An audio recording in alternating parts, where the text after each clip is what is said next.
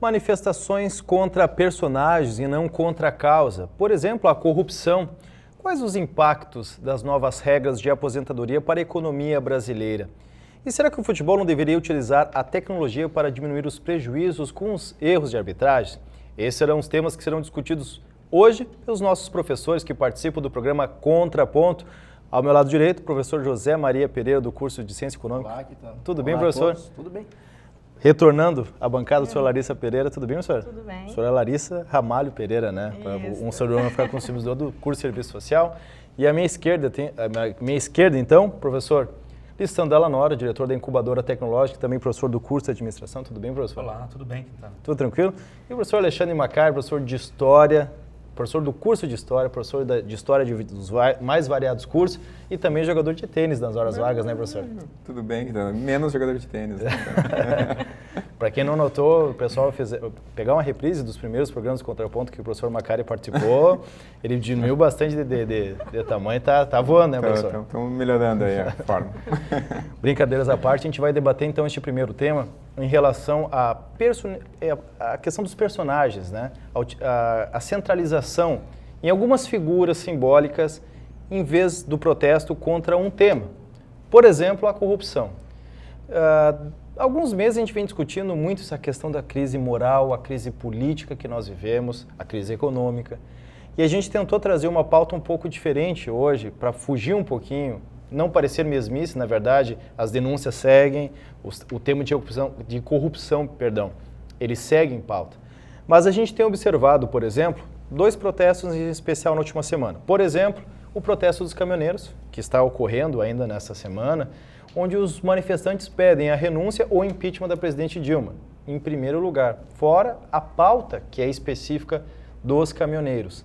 E no fim de semana teve um protesto contra o presidente da Câmara dos Deputados, Eduardo Cunha. O que chama atenção é que existem vários outros políticos que também estão sendo acusados de corrupção, nenhum deles está condenado, todos estão sendo investigados, mas há suspeita, por exemplo, de 47 políticos envolvidos na Operação Lava Jato, 22 deputados federais, 12 senadores, 12 ex-deputados e uma ex-governadora.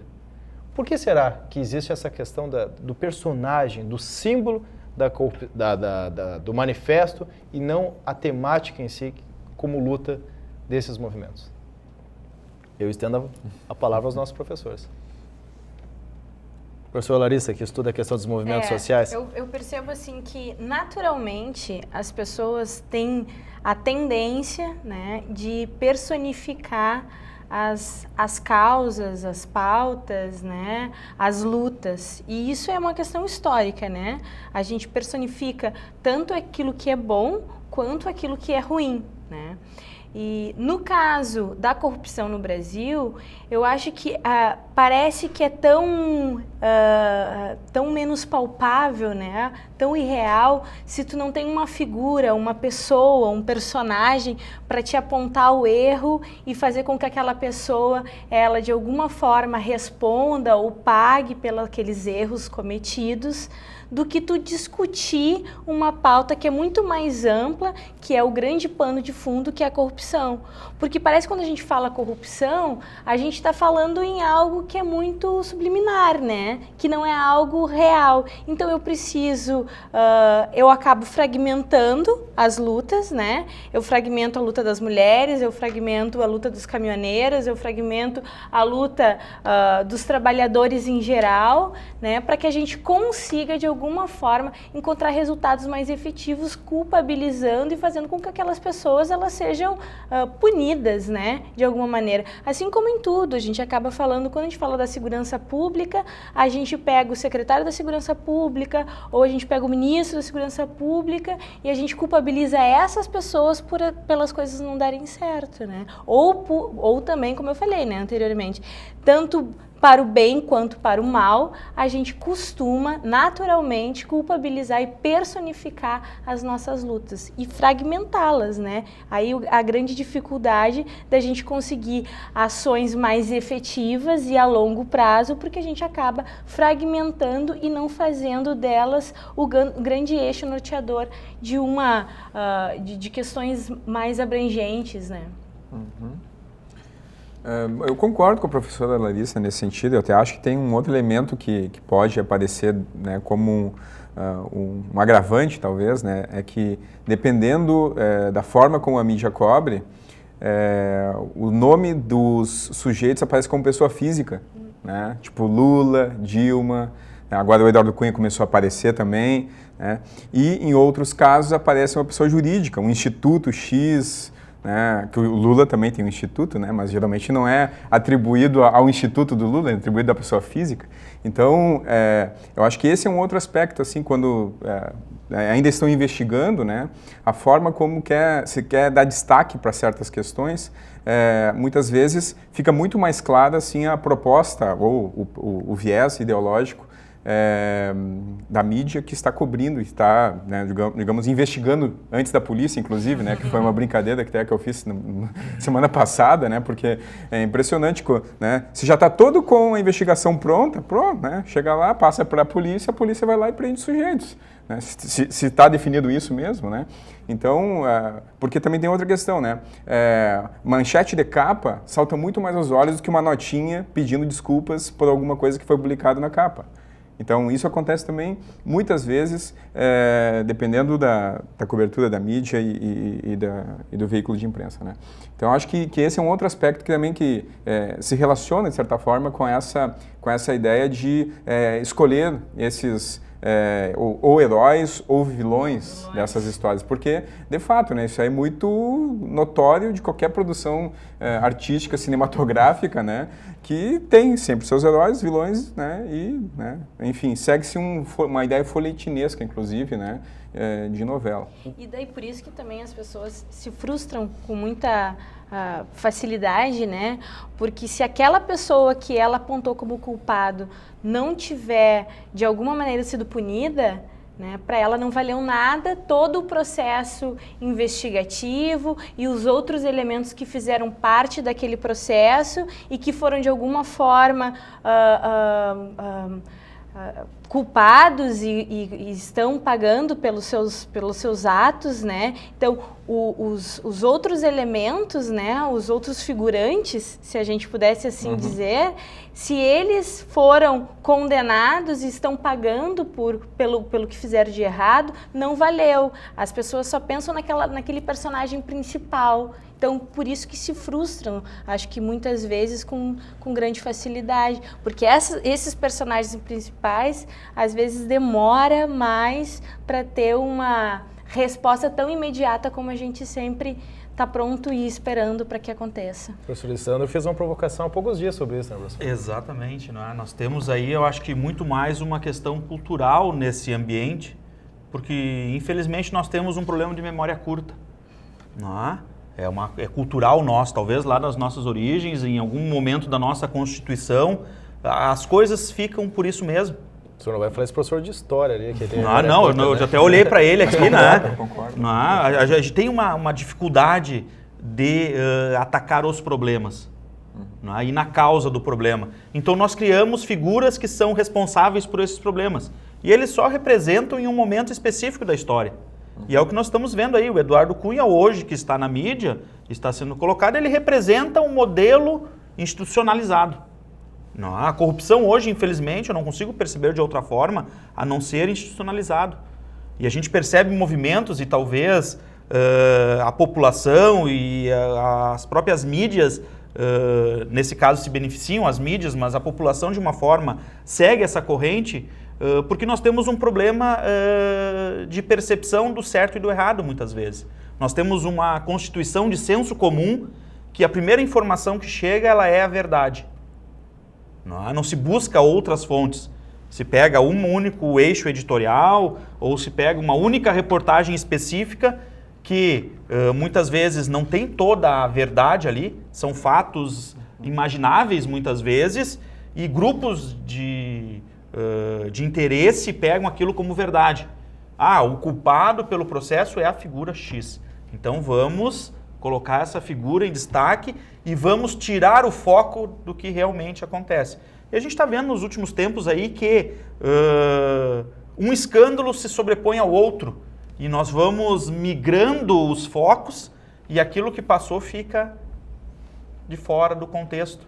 Não é? E aí nós criamos sempre uma bola de neve. Eu acho que talvez hoje, o momento atual, e nós temos tantos movimentos sociais diversos criticando e buscando posicionamento, e acredito que a maioria deles de forma errada, não é? Pedir a saída da Dilma, um movimento específico não tem esse poder, não deveria ter esse poder, mas talvez pelo canal aberto, por ter deixado aberto a expectativa da população, todos os últimos fatos que ocorreram nos últimos anos, das expectativas criadas e não atendidas, eu acho que a população acaba realmente nomeando pessoas para ser, não é, culpadas pelo fato, talvez numa ânsia de isso tornar as suas vidas melhores. Aí não é o caminho. Não é? Os caminhoneiros aí, não é esse o caminho. Não está na mão deles, não é, o arauto da justiça. Nós teríamos que ter um outro encaminhamento. E aí nós caímos num assunto aqui, que na verdade nós nomeamos pessoas e não realmente o cerne do problema. Que na verdade aqui está até um novo pacto federativo em algum momento. Não é? Nós temos aí uma dissociação de diversos eixos que precisam ser resolvidos. Nós temos aí já discutido aqui a questão da dívida do Estado. Alguns dizem que nós já pagamos essa dívida, não pagamos. Municípios que sofrem com a questão da saúde e da educação e não recebem os recursos do governo federal. O governo federal que investe recursos em eixos políticos e não em eixos sociais, aquilo que realmente a população precisa. E aí nós criamos um cenário que nós precisamos achar alguém para ter a culpa. E quem está lá e quem quer se manter no poder ou quer continuar no eixo que está, ele bota, não é, algumas figuras, não é, no sacrifício, que é o que nós estamos vendo aí. Não é? Eu já comentei anteriormente, não é só o Cunha que está sendo investigado, traz os dados aí, o Renan Calheiros foi na mesma denúncia, não é? Mas não surgiram muitas informações. E o mesmo partido político, inclusive. E o mesmo partido. Até onde isso não é um jogo, não é, que existe por trás para nos tirar do foco corrupção. Tenho minhas preocupações. Ufa, a análise do Lisandro foi exaustiva. Eu acho assim, que existe uma fulanização do ambiente econômico, social, político, nesse momento que representa a frustração, eu acho, da população, né? E essa frustração, ela se manifesta naquilo que é mais visível. Acho que os colegas abordaram bem a imprensa, num certo sentido, mas eu acho que isso é fruto exatamente do desencontro que existe atualmente no país, né? E essa frustração dessa perda de rumo. Então, o alvo mais próximo, aparentemente, é aquilo que é mais veiculado na mídia, que é repetido. Mas acho que isso, se for procurar, eu acho que a gente tem que buscar também, digamos assim, a desorganização partidária no Brasil hoje, né? A tal ponto que, por exemplo, nós não temos partidos de oposição ao governo com a ideologia mais ou menos definida que possa congregar um contingente maior da população. Então, eu acho que essa fulanização da política hoje representa para mim a perda de importância ideológica dos partidos. Eu acho que é mais ou menos por aí. Então, se nós tivéssemos um partido, por exemplo, o próprio PT no passado, era um partido, entre aspas, puro, né? Quer dizer, ele zelava pela moral, quer dizer, não se sabia, pelo menos enquanto o PT era oposição, não se tinha denúncias de corrupção do PT, né? E o PT batia forte no governo e ele tinha autoridade para fazer isso.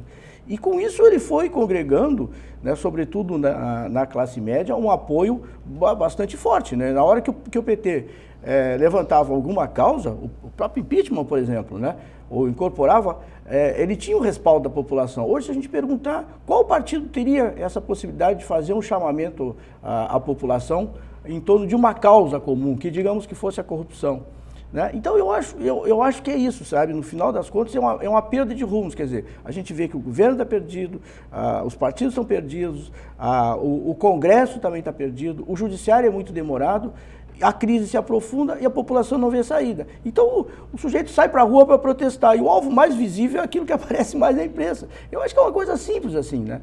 Na verdade, né? Que eu acho que reflete para mim uma coisa mais perigosa, que é a falta também de perspectiva, eu acho. E de credibilidade. De saída, de não enxergar a saída. Então, quer dizer, você acha que saindo o Eduardo Cunha, por exemplo, da presidência da Câmara dos Deputados, isso muda muita coisa? Porque a gente sabe que vai ver um conchavo e vai entrar alguém mais ou menos da mesma corrente política. Então sair à rua e reivindicar isso não vai mudar muita coisa também. E assim os outros personagens. Mas eu acho que isso é fruto desse momento histórico que a gente vive. Eu acho que é mais ou menos por aí.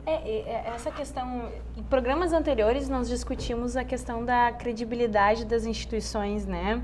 Que tinha saído uma determinada pesquisa e que as duas primeiras instituições no Brasil que tinham mais credibilidade eu me lembro da segunda, né? Para mim foi muito marcante, assim, que era a igreja, né? E a primeira era o exército. Se eu não me engano, eu acho que a gente discutiu aqui, mas as Forças Armadas. É verdade. Eu não vou colaborar porque isso foi na época do Michael, né? Não, mas a gente discutiu aqui, é verdade. A Larissa tem razão. Se eu não me engano, tinha as duas primeiras... E os partidos políticos eram os últimos, eu acho. O Congresso era o último, né? O Congresso era o último. Mas as duas primeiras instituições que tinham mais credibilidade no Brasil, ou era pela guerra ou era pela salvação divina, assim. Por quê? Porque se perdeu uma credibilidade na pessoa, no ser humano, né? Então, quando o professor fala assim, qual é o partido hoje que teria moral ou que teria credibilidade junto à população para fazer um chamamento e colocar em pauta a corrupção no Brasil? E não discutir, não pautar lutas isoladas ou pontuais, que muitas vezes são conduzidas pela própria mídia. Não que não existam fatos concretos, mas que aqueles momentos propiciam que seja enfocado, né, mais em determinados assuntos. E as pessoas tomam isso para si e daí elas se organizam de forma desorganizada, né? Ou se reúnem de forma desorganizada, né? E vão buscar algo que muitas vezes nem elas mesmas sabem o que, né? Mas um questionamento assim só para... Mas não parece que às vezes a indignação não é contra a causa em si, mas ela acaba com a questão de escolher um personagem, é muito mais a questão que se torna ideológica do que a temática, por exemplo, de brigar contra algo maior que seria a corrupção, porque é praticamente utópico. Acreditar que vai se findar a corrupção, ainda mais num país como o Brasil. Eu só queria complementar dizendo o seguinte, quando eu falei dos partidos, eu sei que tem outros partidos, partidos pequenos, né, mas quando eu me referi ao PT como partido de oposição, é que esses outros partidos menores, por exemplo, né, que não tem acusações de corrupção contra eles, mas eles não reuniram musculatura suficiente, entendeu, para que eles possam congregar um número maior de pessoas, né? Então, esse é o primeiro dado. Outra questão que eu acho que aí tem uma questão mais objetiva, é que dentro dessas manifestações também se escolhe, é muito comum, por exemplo, numa determinada greve, se escolher a pauta, digamos, que seja aumento de salários, né? Mas como é uma pauta muito, digamos assim, mercenária, fazendo uma leitura, né? O pessoal coloca outros elementos lá na pauta, por exemplo, pela melhoria da educação, pelo não sei o quê e tudo mais, mas no final das contas se quer chegar a isso. Os caminhoneiros também eu vejo um pouco nesse sentido, entendeu? Quer dizer, para eles não ficarem só naquela questão, por que eles seriam beneficiados com a redução do diesel, com a redução dos pedágios? A população não apoiaria um movimento muito, digamos assim, focalizado numa única categoria. Então eles vão lá e buscam outros elementos. E aí eu acho que também se faz leituras, por exemplo, o governo faz uma leitura equivocada, dizendo que isso daí é uma manifestação política contra o governo. Eu acho que é mais ou menos um pouco isso assim, de colocar alguns elementos ali dentro do rol de reivindicações para parecer que isso representa algo que é um desejo da população como um todo, quando é o desejo de uma categoria específica. Mas retornando à pergunta, até para a gente finalizar, que a gente já está com o tempo estourando esse bloco, digamos que seja alguém contra o atual partido do governo brasileiro federal, contra o PT e sai às ruas para brigar contra a corrupção. Qual é a bandeira? Vai ser a figura da presidente Dilma, a figura do ex-presidente Lula. Se for a situação contrária, vai ser o Eduardo Cunha, vai ser o Renan Calheiros, algum outro personagem. Mas a gente não vê uma bandeira ou uma preocupação de alguém que gostaria que todas essas pessoas investigadas saíssem, ou então que, em primeiro lugar, que as investigações fossem levadas numa seriedade, houvesse uma transparência para aí sim se tomar... A posição ela é muito estranha, parece que não existe uma indignação com Mas eu acho que isso é muito... Eu vejo essa manifestação, acho que a mídia está dando uma repercussão, que eu acho que ela Claro, óbvio, o transporte todo rodoviário, se trancar em estradas, queimarem pneus, isso vai realmente atrapalhar muito a população. Mas, por exemplo, nem o sindicato dos rodoviários sabe direito qual é a pauta, entendeu? E aí sim, aí misturado com os grevistas, pode ter realmente reivindicações de políticas partidárias de alguns membros, entendeu? Isso pode acontecer. Não, mas tirando a questão dos caminhoneiros, não essa pauta específica, mas as manifestações em geral. A questão da indignação com a corrupção, que o Brasil tome um rumo, e não que seja algo que satisfaça apenas a minha ideologia. Mas eu acho que as pessoas se indignam com a corrupção em geral, né? Com a pauta da corrupção, só que ela não é pauta social, pauta do coletivo, porque as lutas, historicamente, são fragmentadas. A dificuldade central hoje para a gente fazer com que a corrupção vire uma pauta de todos os movimentos, de todo o coletivo da sociedade, é justamente isso, pela nossa fragmentação das nossas lutas. As lutas não são homogêneas. Elas não são a luta dos caminhoneiros ou a luta do movimento pela luta pela moradia ou do transporte. Todas as diversas lutas, elas não conseguem se congregar. Mas isso também é uma estratégia, porque à medida que tu fragmenta, tu enfraquece. E à medida que as pessoas se reúnem, que elas conseguem dialogar e discutir juntas um rumo, elas têm muito mais força. E as pessoas não conseguem fazer isso. Eu só acho também que assim, corrupção, por exemplo, claro que se discute a questão da política, né? Mas a corrupção, ela tem que ser vista de uma forma mais ampla, né? Ela está no dia a dia, dentro da inclusive ideia, das pequenas atitudes. Das pequenas atitudes. Então, eu acho que isso também, as pessoas não internalizam isso, né? Que elas podem estar cometendo um ato de corrupção quando, na verdade, a corrupção para ela está muito claro que é lá na política que existe.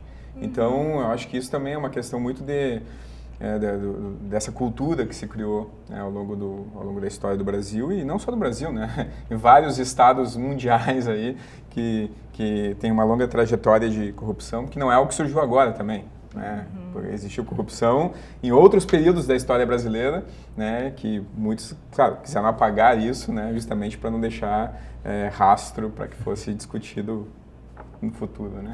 Professor Alessandro? Eu acho que talvez o principal questão a respeito disso é que nós precisamos superar esse momento.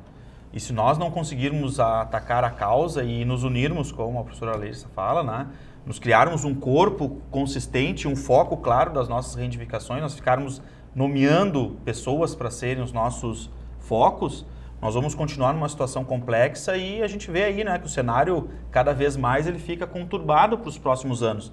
Nós já temos aí perspectivas de 2016 ser um ano complexo, já temos alguns estudos que dizem que 2017 também não vai ser fácil para todos, não é? Então nós precisamos de alguma maneira mudar esse nosso, sairmos desse senso comum e criarmos um senso coletivo claro e focado em achar uma solução.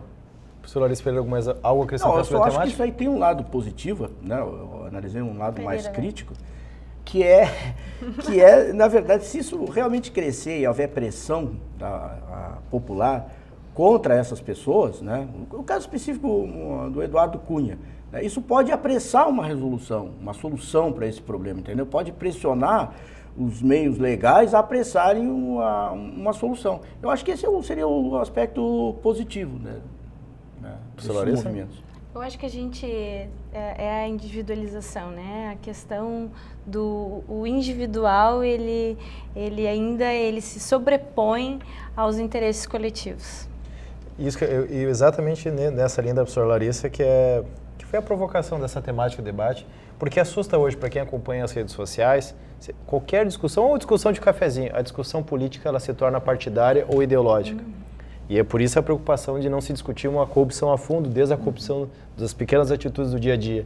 Porque envolve educação, envolve uma série de situações que talvez aí esteja a solução real num longo prazo, para o Brasil mudar um pouquinho essa concepção. Enquanto a gente discutir o problema à distância e brigar apenas pelos meus interesses, fica mais difícil brigar por uma coletividade, né, se estabelecer. Mas, enfim, acho que a gente conseguiu estabelecer uma coletividade aqui na mesa do Contraponto.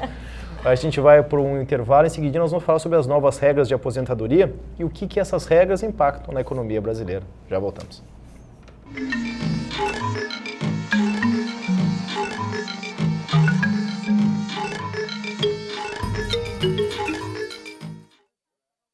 ciência e energia que marcam o nosso dia a dia. Cuide do nosso futuro, cuide das nossas crianças, com seu gesto de ternura, Santa Maria avança. Seu gesto pode mudar a realidade de muitas crianças. Colabore com a escola Nosso Lar. A Liga Seletiva se uniu para ajudar e salvar o planeta com Papelito, Metalinha, Super Vidro e Plasboy. Você pode fazer parte da Liga selecionando o material reciclável da sua casa. Entre em contato com a Asmar pelo telefone 3026-9167. Junte-se a nós. 95% de energia elétrica no Brasil é proveniente das hidrelétricas. Cada brasileiro consome em média 200 litros de água por dia. A produção de energia responde por 15% do consumo mundial de água. Até 2020, o mundo irá gastar 55% da energia disponível no planeta. Sua água também é sua luz. Uma campanha do Centro Universitário Franciscano.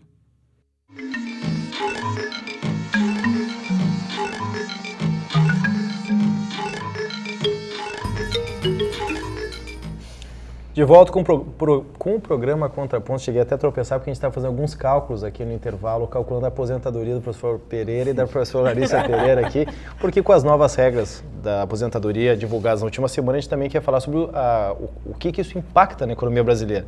E através desses cálculos, começou o bloco, eu acabei até tropeçando nas palavras, porque nos números a gente estava calculando aqui, né, professor? Vamos aposentar mais ou menos na mesma época. A regra não mudou em relação à soma de idade de contribuição e a idade da pessoa. A soma, no caso das mulheres, tem que chegar a 85 anos, desde que o mínimo do tempo de contribuição das mulheres seja de 30 anos. E no caso dos homens, 95 anos a somatória, sendo que o mínimo do tempo de contribuição dos homens é 35 anos. Ou seja, uma pessoa com 37 anos de contribuição e 58 anos de idade pode sim se aposentar em tempo integral. Não precisa atingir os 60 anos, porém, tem que atingir o tempo de contribuição.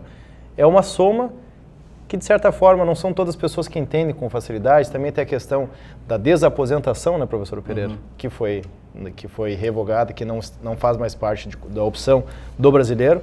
Mas em termos de economia, professor, isso vem resolver a questão da Previdência, que hoje o rombo é grande, né? Eu acho que a curto prazo isso piora as contas da Previdência. Curto prazo.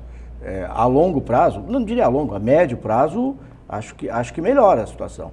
Mas como o problema já vem de algum tempo e ele é premente, eu acho que foi mais uma concessão política do governo. Acho que, mais uma vez, sob pressão, a presidente Dilma não teve, digamos assim, fôlego, né, ou cacife político para poder fazer mais um veto desses. Então ela cedeu, porque a gente sabe que isso daí era uma pressão principalmente da força sindical, né, que congrega os trabalhadores. Então, para conseguir o apoio lá nas medidas do ajuste fiscal, isso passou, né?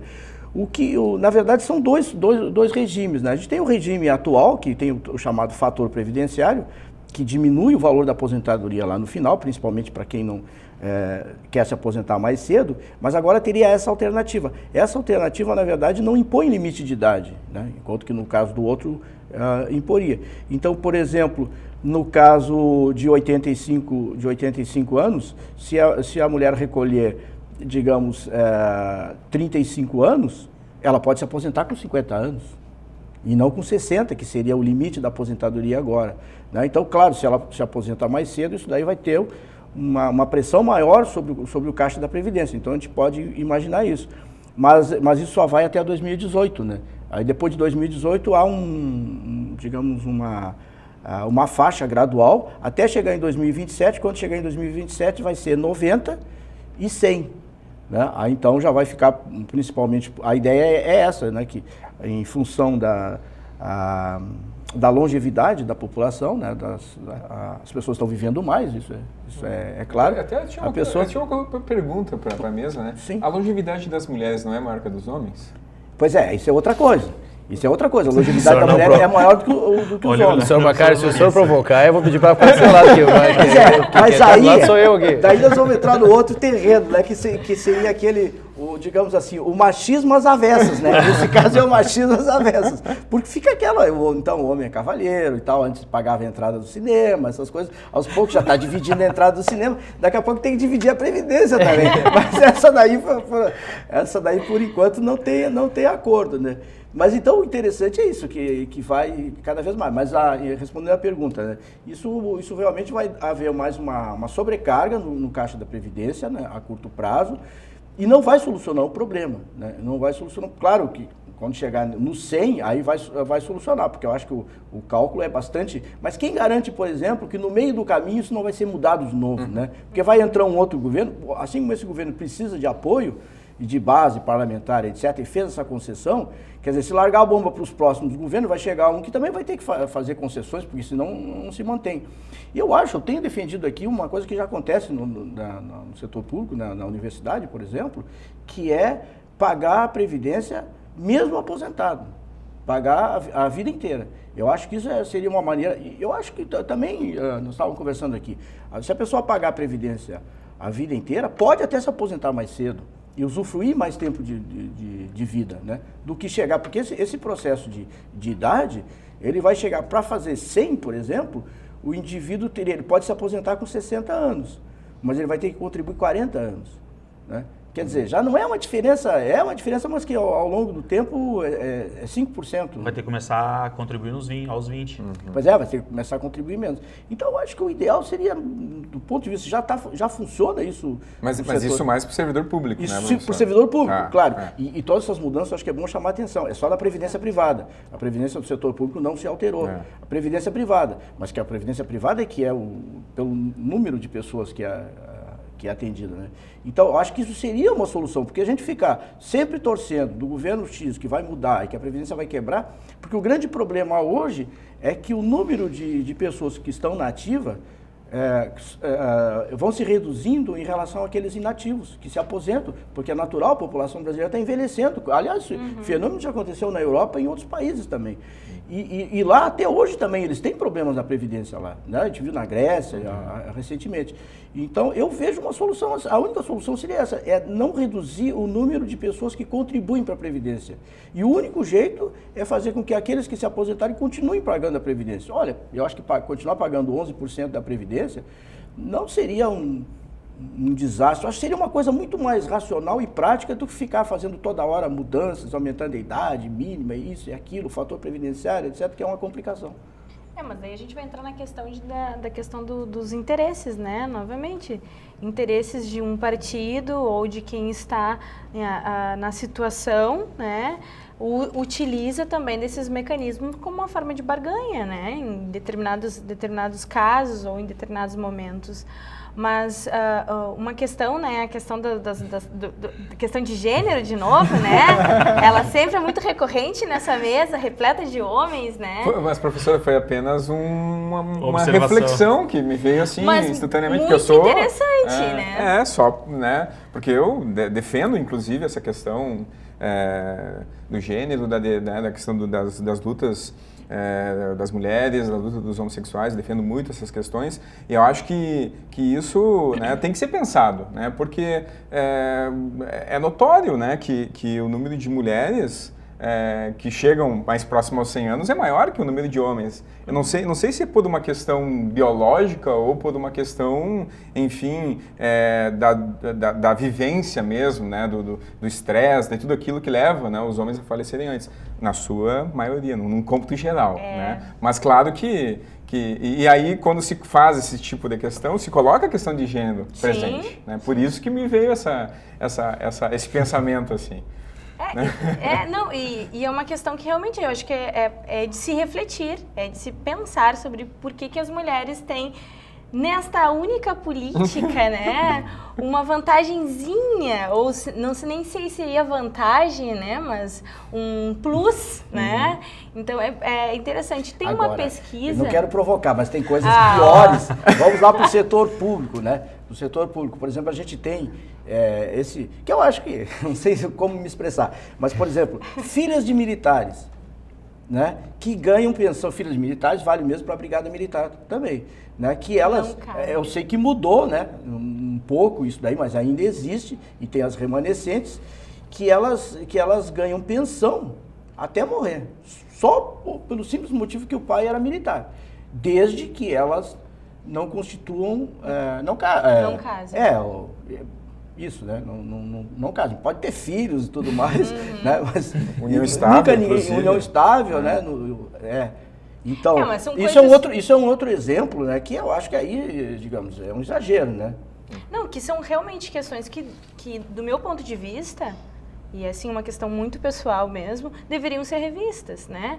Pessoas que estão em plena capacidade física e mental de produzir, de trabalhar, né? Acabam por vezes se beneficiando desse tipo de legislação, né? Desses moldes de legislação e não contribuindo, né? Para este coletivo que a gente... O grande problema é o que acho que o Lisandro que falou antes de começar.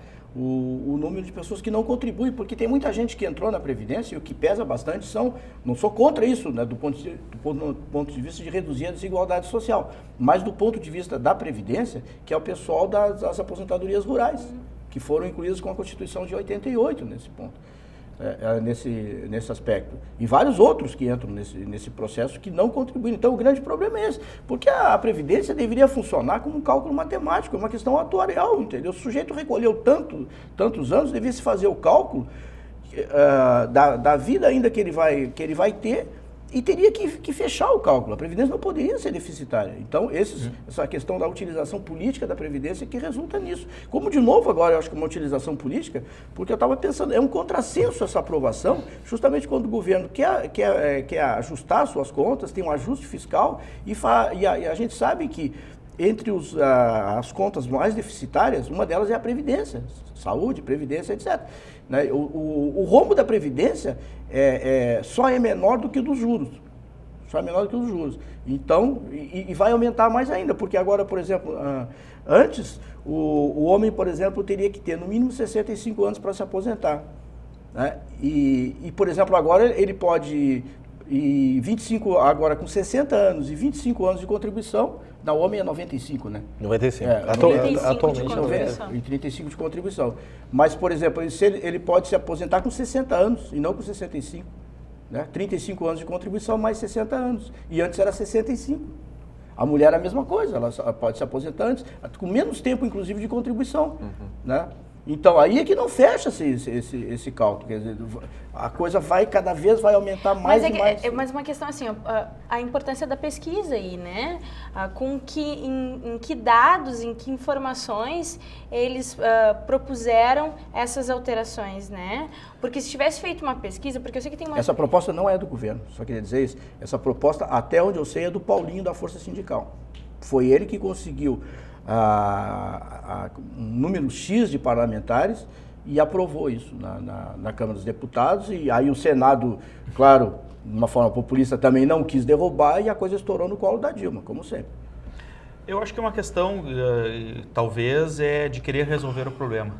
Na verdade, todas as alternativas que foram criadas nas últimas décadas não são alternativas para a solução. Nós teríamos condição hoje tecnológica e até política para resolver o problema. Pois é, mas queria chamar a atenção que isso não partiu do governo e não é para resolver o problema, é para aumentar o problema. Certamente, a proposta é para aumentar. Por que não se constitui como por exemplo, o Fundo de Garantia por Tempo de Serviço? Que cada profissional que contribui tem a sua conta individual. Por que os recursos têm que cair numa conta coletiva? Por que o Lissandro não pode saber, lá com 50 anos de vida e 30 de contribuição, se ele quer se aposentar, ok, eu contribuí, eu tenho um valor X, bom, com esse valor eu vou ter uma aposentadoria de um salário mínimo. Não é dar a escolha para a pessoa. Hoje nós não temos essa escolha, nós ficamos fechados num pacote comum, não é? E nós não conseguimos ter a diversidade. Eu acho que nós teríamos soluções muito mais compatíveis com a nossa realidade. E aí nós temos lá, o Lissandro contribuiu com tanto, ele tem recursos, como é a previdência privada, através de instituições financeiras, os planos de previdência privada que eu posso fazer, eu vou juntar um recurso e no final eu decido, não é? Por quanto tempo eu quero receber e qual é o valor que eu quero receber. ou se eu quero sacar todos os valores de lá, claro que no caso da pública nós não teríamos essa possibilidade de sacar tudo, mas ficaria muito mais coerente e muito mais justo. E talvez a gente resolveria diversos problemas sociais.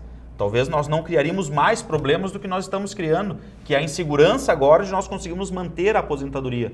É a insegurança de nós nos aposentarmos e nós não conseguirmos manter o poder aquisitivo de quem está aposentado, porque nós nunca repassamos o valor integral da correção do salário mínimo para a aposentadoria, porque nós temos um modelo que não traz esse recurso. É uma questão matemática muito simples, atuária, não é de nós termos lá e querermos resolver, mas nós não temos esse pré-requisito, digamos assim, com quem detém o poder de resolver. E aí nós ficamos numa situação atual, que é o cenário que, infelizmente, não é? Aqueles que realmente têm interesse em se aposentar em algum momento vão ter que criar caminhos alternativos. Só se focar na aposentadoria tradicional não é um caminho. Porque provavelmente vai mudar mais à frente. Você vê que a grande maioria da população ganha até 2 salários mínimos, né? Então isso fica praticamente inviável de fazer uma outra alternativa, de constituir um fundo para aplicação e tal. Para os salários mais altos isso é viável. Tanto que já existe no setor público, se aposenta com 10 salários de referência, né? Que dá em torno de, eu acho, R$4 mil, mais ou menos assim. Mesmo que ganhe mais, ele tem que contribuir para uma previdência privada. Isso já está acontecendo nos maiores salários. Mas os menores salários, a gente sabe que acho que 60% da população por aí ganha até 2 salários mínimos ou 2 salários mínimos e meio, né? Então realmente fica difícil e eu acho que seria justo um certo subsídio do governo, mas também poderia haver uma reorganização da Previdência, isso é claro. E aquela questão de que o valor real que tu vai receber, ele refere-se quando ele fala... tendo tempo de contribuição e idade, né, somando as duas e chegando a 85 ou a 90, né, os homens. 95. 95 os homens. O valor que tu vai receber é o valor integral, mas o valor integral refere-se também ao recurso que tu contribuiu, né? Que tu contribuiu. Se tu contribuiu menos, vai ser feita uma média dos últimos 5 anos, eu acho. Dos últimos 5 anos. Geralmente na legislação anterior dos últimos 5 anos. E sobre isso aí se aplica o tal fator previdenciário, que aí rebaixa o valor da aposentadoria. Entendeu? Aí tu não vai te aposentar com salário integral, na legislação atual. Com essa nova legislação, se cumprir a regra de chegar as mulheres a 85, a idade mais tempo de contribuição, se aposentaria integral. Com o teto com né? o salário que tu ganha. No caso, no máximo, até 10 salários de referência na Previdência Privada. Sr. Macario, para a gente finalizar o bloco? Não, eu acho que a discussão é mais ou menos por aí, né? O meu cálculo está muito longe ainda de ser chegar. Mas eu tava vai mudar certamente até lá. Uma felicidade. Vai mudar certamente até lá. Então... Eu fiz algum cálculo aqui durante a conversa que eu fiquei pensando de ai, mas enfim. Mas eu acho que é isso, não tem nada a agregar mais. Maravilha, professor Pereira? Não, eu acho que se tiver algum esclarecimento, mas assim que... Hoje a gente não vai conseguir debater aquela questão tu falou da desaposentadoria, né? Eu acho que só para o telespectador não ficar na dúvida. Realmente isso aí a Dilma vetou, a desaposentadoria, que seria a pessoa se aposentar, depois arranjar um outro emprego, continuar trabalhando e depois pedir a Previdência recalcular de novo. Né? Isso alguns juízes tinham dado parecer favorável e tal. Isso foi vetado. Aquela questão das desonerações a gente pode trazer na próxima pauta, que caberia em relação ao rombo nessa temática. Exatamente. Eu achei muito interessante esses dados sobre desonerações fiscais, sobretudo no governo Dilma, né, que dá uma quantia de 300 bilhões de reais praticamente. Então, se a gente comparar com outras despesas, inclusive da Previdência, então por que desonerar as empresas, por exemplo, e não né, transferir, digamos, para a Previdência e reduzir o déficit da Previdência? Porque o déficit da Previdência também tem essa função, né, alarmista, né, de aumentar o impacto do déficit do governo. Né? Maravilha. Mas a gente pode trazer esse assunto tranquilamente no próximo programa, não sobrou tempo neste bloco, porque a gente ainda tem contraponto, tem o terceiro bloco que vai falar sobre os recursos tecnológicos no futebol para reduzir os prejuízos com os erros de arbitragem. Já voltamos.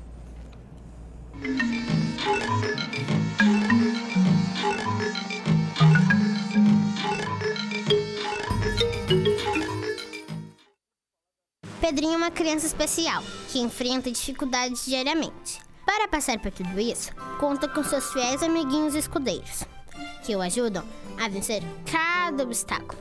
Sem eles, Pedrinho nunca conseguiria enfrentar o temível dragão, que impede que todos levem uma vida feliz no castelo. Para quem enfrenta um dragão por dia, uma mão amiga sempre é bem-vinda.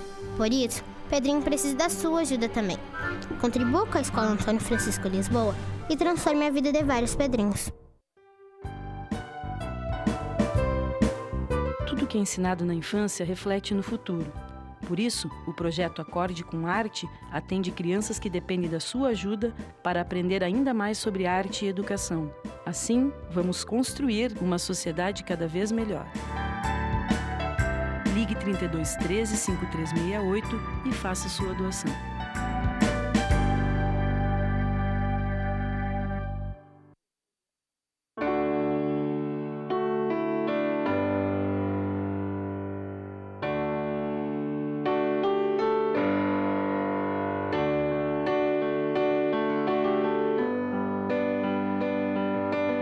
E no fim de tudo, Pipa e Vento, num belo momento, vão chegar ao céu.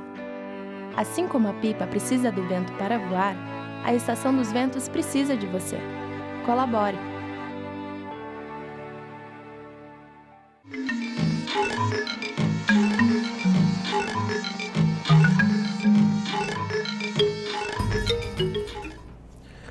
O último bloco do programa Contraponto agora falando sobre a utilização dos recursos tecnológicos para reduzir os possíveis prejuízos com os erros de arbitragem, com os nossos professores aqui do Centro Universitário Franciscano.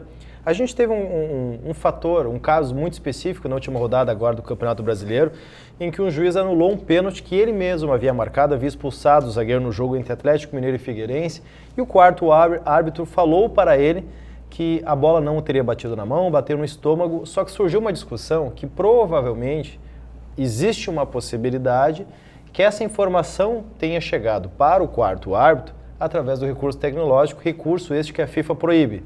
Se fosse comprovada tal teoria, o jogo seria anulado.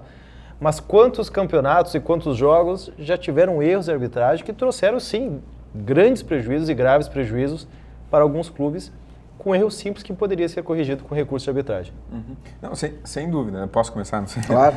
Assim, até eu não acompanhei esse jogo Atlético Mineiro, mas vi o lance e de fato, assim, o tempo que se perdeu discutindo o lance, talvez se tivesse o uso do recurso eletrônico ali, seria muito mais rápido, muito mais simples, muito mais honesto e não deixaria dúvida no ar. Porque quem não estava acompanhando pela televisão, e realmente não foi pênalti, né? Quem estava no estádio, por exemplo, sem a televisão no celular, ficou na dúvida. Né? Ficou na dúvida e foi tirar a dúvida só posteriormente. Então, a questão é que às vezes se perde muito tempo discutindo lances como esse, e não, esse é um caso bem sério, porque ficou muito tempo parado o jogo. Né? E se falar, se inserir o recurso tecnológico, o jogo vai ficar muito extenso, vai ficar tipo futebol americano, aqueles jogos intermináveis de 4 horas, né? Eu acho que tem que se criar uma estratégia, né, justamente de inovação, né? E já falamos sobre isso aqui em outros programas, né? Essa é uma pauta que, né, ela volta, porque continua-se acontecendo as mesmas questões, mas não se faz nada para que se evolua. Então, se pensarmos as regras do futebol, elas foram se transformando desde o seu surgimento das normas lá no século XIX. Né? A regra do impedimento, por exemplo, foi inserida lá, justamente para evitar a lógica ofensivista. O sujeito, né, ficava sempre na banheira, só esperando lá. Então criou a regra do impedimento justamente para fazer o quê? Para o sujeito para não ficar 5 lá no ataque, 10 lá no ataque e ninguém lá na defesa. Então criou-se a regra justamente para transformar a forma de jogar futebol. Então a regra do impedimento continua sendo um problema. Se tornou um problema, né? Porque se erra muito, é muito difícil de conseguir marcar com precisão lances, né, às vezes de 1 centímetro, 2 centímetros, né, de diferença. Então, eu sou muito a favor, né, nos últimos tempos, uma política de transformação de investimento, principalmente em campeonatos de Série A, que é uma outra questão, que tem muito dinheiro envolvido, os estádios, eles além de ter bom gramado, bom acesso aos torcedores, eles têm que trazer uma certa legitimidade, né? Evitar que possibilidades de discussão de resultado fiquem, né, como ficam ainda hoje, né, na mesa de bar ou discutindo fora do estádio. Porque a discussão tem que ser do jogo em si, não se o juiz favoreceu A ou B ou C. Né? Então, eu acho que outros esportes utilizam muito bem esses recursos, claro que são esportes com uma dimensão menor, como o tênis, por exemplo, ou mesmo o vôlei, mas o futebol americano faz uso muito bem disso e eu acho que uma política parecida poderia ser pensada assim para o futebol mundial, que não americano. Tu falaste do campeão brasileiro, só um dado histórico, a Copa de 66, o gol na Inglaterra, a bola que não entrou, e depois a Copa de 86, o gol do Maradona de mão, são dois exemplos, duas finais de Copa do Mundo que mudam todo o contexto do jogo. O lance do Maradona foi nas quartas, mas mudaria. Aliás, exato, Inglaterra e Argentina. Mudaria totalmente, né? Não, eu só queria dizer que essa interrupção, por exemplo, do jogo, quando está muito calor, não há uma interrupção por alguns minutos? Sim, seria isso. Inseriu isso, né? Quase que informalmente, né? No caso aqui do Brasil. Isso, ninguém reclamou, isso não atrapalha o jogo, pelo contrário, melhora, né, o jogo. Então, uma interrupção em cada tempo, por exemplo, eu não vejo nenhuma dificuldade nisso. Porque os estádios estão mais confortáveis. Então, tu vai no estádio, tu vê o jogo, mas tu tem toda uma logística de bares, né, que os estádios do Brasil eu até acho, hoje. não sei se você concorda comigo, mas para quem gosta de futebol, até o jogo é curto demais, parece que termina muito rápido, né? Porque tu vai para ver ali quando e vai vê, já acabou, né? Porque tem tanta a expressão da sua Larissa não é. Uma imagem vale mais que 1000 palavras, né? Não precisa nem dizer o que ela pensou quando o senhor Pereira falou que dura. Futebol parece que. Mas é que. Principalmente para quem está perdendo, né? Para quem está perdendo, então.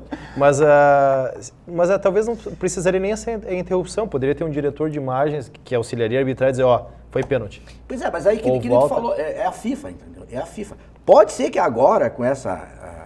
Como é que chama? Devassa que está acontecendo lá na FIFA, todo mundo caindo e não sei o quê, essa organização se transforme em algo mais moderno, no mínimo, né? Para não dizer com mais honestidade nas suas mais ações. Transparente. Mais transparente e tal. E que isso vai ter que contaminar também aqui a CBF, que é outra caixa preta que tem que abrir. Eu acho que com isso, mas primeiro tem que ser a FIFA, né? Porque todo o futebol mundial está legislado pela FIFA, né? E essa posição deles, até onde eu sei, né, a CBF queria fazer um teste agora de usar recurso eletrônico e a FIFA proibiu.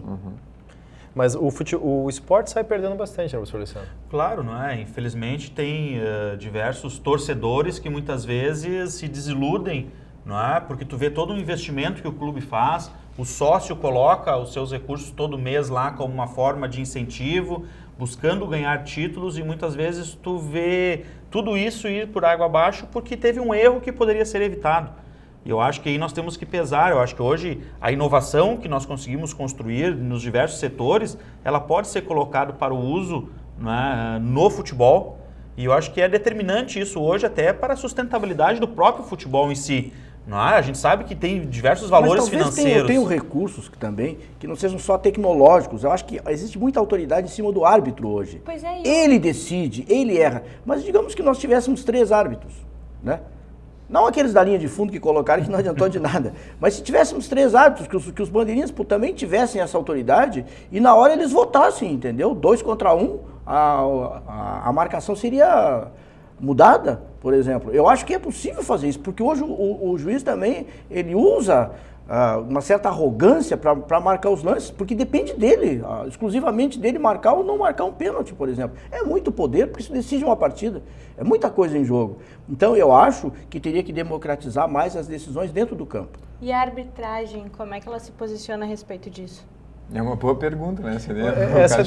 Eles defendem a profissionalização dos árbitros. Isso sim. A bandeira deles é bem ampla, assim, mas não existe um consenso em relação a isso. Uns defendem, outros são mais conservadores. Aliás, a própria imprensa, tem muitos colegas nossos que são bastante conservadores quanto a isso, pregando uma questão do romantismo, que isso vai tirar a magia, porque a graça é a discussão, só que a discussão acaba sendo sobre a arbitragem, não sobre o esporte, né? Isso. E acaba, às vezes, levando a casos de violência, né? Muitas vezes, na comemoração de um título, é questionado porque acha que foi, de alguma forma, manipulado em favor de terceiros. Mas a arbitragem, tira o foco. Ela não é profissional. Em que sentido ela não é profissional? O árbitro, ele passa numa prova, ele tem toda uma questão de avaliação, mas como que funciona? Ele tem uma outra carreira, ele tem uma outra profissão e ele é pago para estar naquele jogo. Ele é escalado, existe um sorteio, por exemplo, o jogo do domingo vai ser o Anderson Daronco de Santa Maria. O Anderson Daronco tranquilamente pode ter uma outra profissão durante a semana, no domingo ele vai até o estádio, tem que estar apto fisicamente e tecnicamente, passar nas provas e estar lá. Não é o caso do Daronco, né, que agora ele só está, né, enquanto árbitro, né? Sim, não, eu só dei um exemplo que ele poderia ter uma outra profissão, mas nesse momento ele só né? Só, no sentido de... Mas há casos de muitos árbitros que tem o Djalma Beltrame, que apitou o Grêmio Náutico uma vez, ele é delegado, né? É policial do Rio de Janeiro. Então é um exemplo de quem exerce uma profissão durante a semana. No caso ele pode errar e ainda prender o sujeito ainda. Esse tem mais poder do que a média. Só acho também assim, que essa questão, né? Isso tem que se normatizar. Claro, tu pode colocar tecnologia, tu pode colocar esse árbitro de televisão, que alguns chamam assim também, né? Mas tem que normatizar. Não é, por exemplo, assim, a televisão vai ficar pitando no ouvido do que está no campo. Não. Assim, lances duvidosos e que, por exemplo, o treinador, né, solicita a revisão, aí se revisa. Solicita o tempo. E se cria uma normativa, né, que dê um número X de revisões. Né, que é o que acontece que com o futebol americano. Eu até acho que essa parada técnica é interessante, até pelo próprio jogo mesmo, porque às vezes o treinador precisa desesperadamente falar com o jogador, porque alguma coisa está errada dentro do campo e tem que esperar o intervalo para dar. E é muito comum depois o time voltar completamente transformado tecnicamente no segundo tempo, organizado de uma forma diferente, porque o treinador viu o erro. Por que ele não poderia fazer isso durante o decorrer do jogo? Mas isso é interessante ver o treinador lá na beira do campo, né? Mas aí, claro, mas não é linguagem dos sinais, hoje o pessoal já faz assim para não interpretar. Só que, claro, isso aí vai entrar, além da questão da FIFA, tem a questão das emissoras de televisão que compram os direitos para transmitir. Então, é por isso que às vezes eu acho que, assim, que é muito mais complexo isso, né? Sim, mas de envolvidos e valores financeiros mas a estrutura já está ali. Sim, mas poderia... Mas é uma coisa de 5 minutos de parada no máximo. Infelizmente, nosso tempo está estourado e a gente não pode passar de 1 hora, mas só quem faz a transmissão nos telões dos estádios hoje em nada tem a ver com as equipes de televisão de transmissão dos jogos. Então, poderia ser, por exemplo, a equipe, cada estádio que é responsável, cada clube da casa. Claro. Não sei, sugestões, né, professor? Mas essa é uma temática que a gente pode voltar a debater tranquilamente, assim como as demais. Infelizmente, o nosso programa Contraponto chega ao fim. Professores, muitíssimo obrigado pela participação de todos. Mande sua sugestão de pauta para o nosso e-mail tvunifra@unifra.br. Acompanhe a nossa programação no YouTube, no nosso canal Unifra Online, e entre em contato conosco também pela página do Facebook da TV Unifra. Um abraço a todos e até a próxima semana. Tchau.